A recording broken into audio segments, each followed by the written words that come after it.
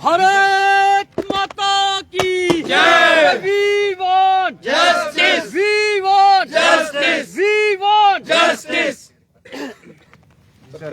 देखिए, आज जम्मू यूनिवर्सिटी में हम वो लोग हैं जो आरबीए से आते हैं। आज हमने जम्मू यूनिवर्सिटी में प्रेस कॉन्फ्रेंस भी रखी हुई है और एक रोज़ा प्रोटेस्ट भी रखा हुआ है, ताकि जम्मू कश्मीर हुकूमत को ये एक पैगाम पहुंच पाए कि जम्मू कश्मीर सरकार ने हाल ही में जिस तरह से इंडियन एक्सप्रेस के मोहाली एडिशन ने एक खबर छापी है जिसमें जम्मू कश्मीर गवर्नमेंट 3% आरबीए को कम करने जा रही है और 7% ईडब्ल्यूएस को कम करने जा रही है। हम सरकार से इतनी गुजारिशात कर रहे हैं कि हम वो लोग हैं जिनने मिलिटेंसी को झेला है। हमारे वहाँ तिब्बी सहूलियात नहीं है। हमारे वहाँ आज भी बहन भाई जो पढ़ रहे हैं वो टूटी हुई स्कूल की इमारतों में पढ़ रहे हैं। स्टाफ की आज भी वहाँ पे कमी है। तो सरकार ने अगर गलत फहमी से ये फैसला लिया है तो हमारी जम्मू कश्मीर के वज़ीर आला से ये दरख्वास्त है और गुजारिशात हैं कि वो इस फैसले को फिर से रिव्यू करें और आरबीए के साथ इस तरह छेड़खानी न की जाए। चूँकि मेरे गांव में चाहे वो डोडा हो, रंबन हो, भद्रवाह हो, किश्तवाड़ हो, रियासी हो, मोहर हो, सजरू हो, पंचारी हो, लाटी हो, मोंगरी हो, डुड्डू हो, बसंतगढ़ हो या और इलाकात जो आरबीए में फाल करते हैं, वहाँ क्या एक साल में सरकार ने मेट्रो ट्रेन लाई है? क्या वहाँ पे तिब्बी सहूलियात बच्चों को फ्राहम हो पा रही हैं? इसके अलावा क्या स्कूल की इमारतें मुकम्मल कर दी यहाँ की रियासती सरकार ने? क्या वहाँ पे स्कूलों में स्टाफ पूरा हो गया है? अगर ये सब चीज़ें की हैं गवर्नमेंट ने तो फिर वो इस फैसले पे सोचें। अगर ये सब कुछ नहीं किया है तो हम वो लोग हैं जो 90s के बाद पढ़े हैं। हमने टेररिज्म को झेला है, दहशतगर्दी को झेला है। 5-5, 6-6 किलोमीटर पैदल चल के हम लोग पढ़े हैं और उसके बावजूद अगर सरकार हमारे साथ ये एक बहुत बड़ा जुल्म करने जा रही है तो फिर आने वाले टाइम में हमारा फ्यूचर कोर्स ऑफ एक्शन यही होगा कि हम भूख हड़ताल पे भी बैठेंगे और कानूनी तरीके से जितनी पुरजोर हमारा प्रदर्शन हो पाएगा हम वो प्रदर्शन करने की कोशिश करेंगे और सरकार को इस मसले में बिल्कुल घेरेंगे। जी सर, आप क्या कहेंगे? जी सर, देखिए जिस तरीके से अभी आरबीए का हाल ही में हमें कुछ इनपुट्स मिल रहे हैं तो इस तरीके का ये होगा कि ये जो हमारा आरबीए का जो आज पीसफुल प्रोटेस्ट था इसीलिए था क्योंकि देखो सेंसस हुई ही नहीं। सेंसस एक मापदंड होता है जिसके बेसिस पे आप कोई भी स्कीम अगर गवर्नमेंट लॉन्च करती है, कोई इंफ्रास्ट्रक्चर डिसाइड करती है, वहाँ की ज्योग्राफी टेरेन, तो सेंसस तो हुआ नहीं। सेंसस हुआ नहीं और रिजर्व बैकवर्ड एरिया का मतलब है कि वो सारे सेक्शन ऑफ सोसाइटी जो अंडर प्रिविलेज थे। रिजर्वेशन का मतलब ही यही होता है कि आपको इक्वल पेडिस्टल पे लाया जाए, लेकिन हम देख रहे हैं कि over a period of time continuously slashing of RBA होती आ रही है। पहले 27 हुआ करता था, फिर 20 था, अभी 10 और अभी जो इनपुट्स आ रहे हैं कि वो 3% और डिडक्ट करके 7% पर ला दिया गया है। तो कहने का मतलब ये है कि अगर गवर्नमेंट हमें बताए कि रिजर्व बैकवर्ड एरिया का मतलब था कि जो रियल में socio economically under privilege section of the society थी, गवर्नमेंट ने 2020 में फर्दर एडिशन किया रिजर्व बैकवर्ड एरिया में, फर्दर गाँव उसमें एडिशन हुए। तो कहने का मतलब था कि continuously over a period of time हमने देखा कि आरबीए का जो एरिया है उसको कंटिन्यूसली, क्योंकि वहां का यूथ जो है डेड कॉन्शियस है, इन्होंने हमारी पीछे वाली जनरेशन को बेवकूफ बनाया, लेकिन हमें नहीं बेवकूफ बना सकते। अभी हमने कंटिन्यूसली देखा कि पूरे इंडिया में कहीं ST2 का कॉन्सेप्ट नहीं है, यहाँ पे है। That is blatant unconstitutional mistake जो किया है, वो चाहे पॉलिटिकल गेन के लिए किया था, हमारा किसी से लेना देना नहीं है। लेकिन हम कहते हैं कि अगर आपने उनको ST2 दिया तो हमें एक फिजिबल क्राइटेरिया बताइए, आप हमें ग्राउंड दिखाएं कि किस बेसिस पर आपने उनको ST2 दिया। क्या हम क्वालिफाई नहीं कर सकते? अगर आप मिनिस्ट्री ऑफ ट्राइबल अफेयर्स की साइट पर जाएं तो वहां पे कुछ आपको इनपुट्स मिलेंगे कि किस तरीके से एक ST एरिया को ST एरिया डिक्लेयर कर दिया जाता है। कॉन्स्टिट्यूशन में तो एज सच ग्राउंड्स कोई मेंशन नहीं है। तो वहां पे अगर वो मेन स्ट्रीम सोसाइटी से स्ट्रीमलाइन नहीं हो पा रहे हैं, अगर उनका कल्चर अलग है, उनकी लैंग्वेज अलग है, लैंग्वेज भी नहीं कही जा सकती, डायलेक्ट अगर अलग है, स्क्रिप्ट उनकी नहीं है, तो वो सारे क्राइटेरिया जो है, वो सारे मापदंड जो है, वो हमारा चुनाव डिवीजन भली भांति इस पे क्वालिफाई करता है। तो technically we qualify for ST। तो हम ये नहीं कहते कि हमको ST दो, बट हम ये कहते हैं कि जो एग्जिस्टिंग रिजर्वेशन पॉलिसी है, टाइम आ गया है, it is the high time that it need to be scrapped. इसको शुरू से ही नए सिरे से बनाने की आवश्यकता है, क्योंकि इससे क्या होगा कि एक जो पॉपुलेशन इतनी बढ़ गई है, सेंसस नहीं हुआ काफी टाइम, 2011 से अभी 27 में जो सेंसस शुरू होगा तो सेंसस हुआ नहीं, कुछ हुआ नहीं। तो ऐसे हवाईबाजी में आरबीए को कंटिन्यूसली एक ही कैटेगरी को टारगेट करना, ये कोई एक मुझे लगता है एक अच्छा स्टेप वेलकमिंग स्टेप नहीं है, और इसका भुगतान जो है गवर्नमेंट को करना पड़ेगा, क्योंकि यूथ अब अवेयर हो चुका है।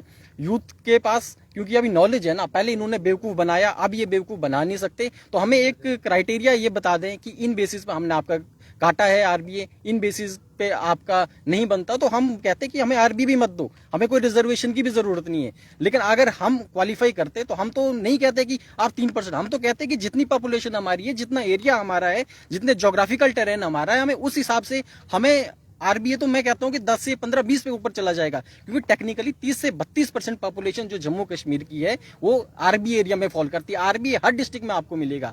अगर इन्होंने पुंछ राजौरी पाडर को एसटी दिया, कौन से एरिया को ज्यादा इफेक्ट करेगा आरबीए, क्या लगता है? आरबीए देखिए, अगर ऐसे देखोगे आप तो चिनाब रीजन तो सबसे ज्यादा इंपैक्ट करेगा इससे, लेकिन उसके साथ साथ आप देखेंगे कश्मीर रीजन में भी आरबीए एकमात्र ऐसी कैटेगरी है जो हर डिस्ट्रिक्ट में। आप मुझे बताइए ST2 जब हमारे यहाँ पे आया, ST2 आने के बाद क्या हुआ कि आप देखेंगे लद्दाख और लेह वाला जो एरिया है वो टोटली ST एरिया है। तो कहने का मतलब है कि ST तो पूरा यहाँ से एलिमिनेट होके लेह लद्दाख में चला गया ना, तो यहाँ पे तो ST टेक्निकली कम होने चाहिए, लेकिन हुआ क्या उल्टा कि ST1 की जगह ST2 और फर्दर एडिशन कर दी गई। तो कहने का मतलब है कि ब्लेटेंटली एक ही कैटेगरी को कंटिन्यूसली टारगेट करना मतलब ये नहीं। और दुख के बाद इसको अप्रूव करते हैं, अभी उनके फाइल टेबल पर फाइल है, अगर उसको अप्रूव करते हैं तो आपका क्या कदम रहेगा? देखिए, हमारा तो पहले हम एक पीसफुल तरीके से सबको मेमोरेंडम देने की हम कोशिश करेंगे, लेकिन जब नहीं हमारे पैटर्न पे चीजें आएंगी तो युवा जो है वो सड़कों पे भी उतर जाएगा अपने राइट के लिए फाइट करने की। मतलब जो पॉसिबल कोशिश हम कर सकते हैं वो हम पॉसिबल कोशिश करेंगे, क्योंकि बड़े दुख के साथ साथ में ये भी कहना पड़ रहा है कि 11-12 हमारे रिप्रेजेंटेटिव जो आरबीए के हैं, मतलब जो अभी इलेक्टेड रिप्रेजेंटेटिव है, उनके मुंह से एक शब्द भी इसमें सुनने को नहीं मिल रहा है, क्योंकि those people who were suppose to become the voice of the voiceless, वो मतलब इस तरीके से प्रिटेंड कर रहे हैं कि जैसे अगली बार उनको टिकट अगर कुछ बोल दें तो टिकट ना मिले। तो मतलब जिस तरीके से उनको रिप्रेजेंट करना चाहिए था वो उस तरीके से रिप्रेजेंट नहीं कर रहे हैं। ये बड़ी दुख के साथ कहना पड़ रहा है, और यही है अभी फ्यूचर कोर्स ऑफ एक्शन हम आपको टाइम टू टाइम बताते जाएंगे, क्योंकि अगर ये चीज नहीं हुई तो ये तो एक, मैं कहूंगा इसको एक जेनोसाइड की तरीके से नाम दूंगा इसको, क्योंकि कंटिन्यूसली एक कैटेगरी को टारगेट करना कहां तक सही है। आप मुझे बताइए, एक SC किसी के पास कैटेगरी है, एक ST कैटेगरी है, अगर वो तो उसमें तो क्रीमी लेयर कंसेप्ट नहीं लगता। आरबीए में क्या है कि अगर आपकी इनकम एक बार उससे ऊपर क्रॉस हो गई, अगले आपके नेक्स्ट जनरेशन को उसका बेनिफिट नहीं मिलता। क्यों आरबीए में ऐसा, क्यों बाकी में क्यों नहीं? तो मुझे लगता है इसमें थोड़ा सरकारों को भी ध्यान देना चाहिए, चाहे इलेक्टेड गवर्नमेंट है, चाहे LG साहब हैं, चाहे लीडर ऑफ अपोजिशन, सबकी भूमिका इसमें अहम रहने वाली है। और हमारी अगर इसमें थोड़ा गड़बड़ हुई तो हम फिर रोड पे भी आने को डरेंगे नहीं। आप क्या? नमस्कार। आज की जो प्रेस वार्ता जहां रखी गई है वो आरबीए का इशू जो जम्मू कश्मीर के अंदर हर 10 डिस्ट्रिक्ट के अंदर चल रहा है उसको लेकर है। आपने सुना होगा, रिसेंटली न्यूज़ आई 10 दिन पहले कि जम्मू कश्मीर की कैबिनेट ने अप्रूव दे दिया है कि जो आरबीए है वो 10% से 7% किया जाए और EWS 10% से 3% किया जाए।